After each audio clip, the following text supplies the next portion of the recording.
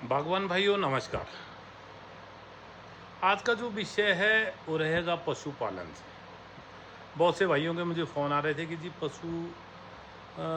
पालन के विषय में भी कुछ बात कर दी जाए।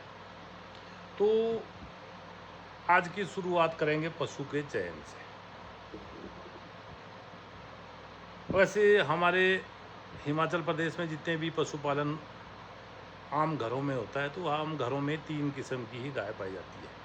या तो लोग जर्सी गाय रखते हैं, या तो लोग एचएफ गाय रखते हैं, या तो फिर लोग पहाड़ी नस्ल की साहिवाल,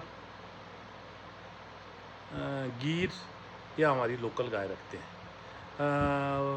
लोगों के पास हॉस्टन भी बहुत कम गाय हैं, परंतु फिर भी अगर आपको अच्छे दूध की तरफ जाना है और कम मेहनत करनी है तो जर्सी गाय सबसे बढ़िया है। और अगर आपको A2 दूध और घी की तरफ जाना है और लोकल गाय के टेक्सचर पे जाना है, तो आपको कहीं ना कहीं साहिवाल या गीर गाय की तरफ जाना पड़ेगा। साहिवाल और जो गीर गाय है, ये करेक्टर वाइज बहुत अग्रेसिव गाय होती है। मुझे लगता है कि 100 में से 1-2 ही गाय होती है जो ढंग से दूध देती है। अदरवाइज जब ये इलेक्ट्रिशियन से बाहर निकलती है, बच्चा होता है, तो इससे मिल्किंग निकालना कोई आसान काम नहीं है। रही एचएफ की बात, एचएफ गाय कद काठी में बहुत बड़ी गाय होती है, उसका राशन और ख़र्चा भी बहुत होता है। एचएफ गाय जो अच्छी गाय है, फर्स्ट या सेकंड लैक्टेशन में 20 लीटर से ऊपर उसका दूध जाता है। परंतु एक तो उसके एचएफ गाय की फ़ैट में थोड़ी दिक्कत होती है, फ़ैट उसका कम होता है। सेकेंडली एचएफ गाय बीमार बहुत होती है। तो हमारे हिमाचल प्रदेश के अंदर इतना अच्छा वेटनरी का स्ट्रॉन्ग अभी इंफ्रास्ट्रक्चर नहीं है कि हम लोग क्यों इससे परेशान हैं। क्योंकि हम जब गाय की प्रॉपर वैक्सीनेशन नहीं कर पाते, गाय की जब एआई करनी होगी तो हम लोग इनके आसरे रहते हैं कि कोई वेटनरी वाला आएगा तो कब हीट आनी है, हीट के कितनी देर बाद आपका एआई होनी चाहिए, जब उसकी हीट जाने वाली होती है तो उस टाइम पे उसको हीट आने के बाद 10 या 12 घंटे के अंदर उसकी एआई सीमन होना चाहिए। और उसकी एआई कराने के बाद उसके बाद कौन सा उसको इंजेक्शन लगाना है, कैसे उसके पीरियड को पकड़ना है, कब उसको टेस्ट, तो इन चीज़ों की बहुत ज़्यादा कभी अभी हिमाचल प्रदेश में है। क्योंकि हमारे गांव में अभी ज़्यादा प्राइवेट क्लिनिक भी नहीं खुले हैं, और उसके बाद वेटनरी वालों को भी इतना ज़्यादा प्रेशर है कि अब उनको आज आप बोलेंगे तो 2 दिन बाद वेटनरी वाले आते हैं। फिर रही सीमन की बात, तो सीमन का भी एक बहुत बड़ा लफड़ा हिमाचल प्रदेश के अंदर है।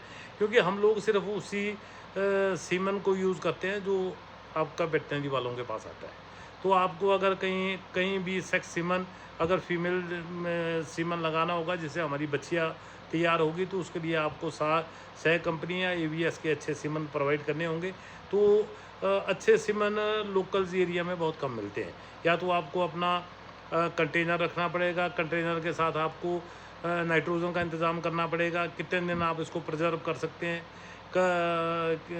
कौन सा आपका सीमन है, किस कंपनी का सीमन है, कहाँ से प्रोवाइड हो रहा है।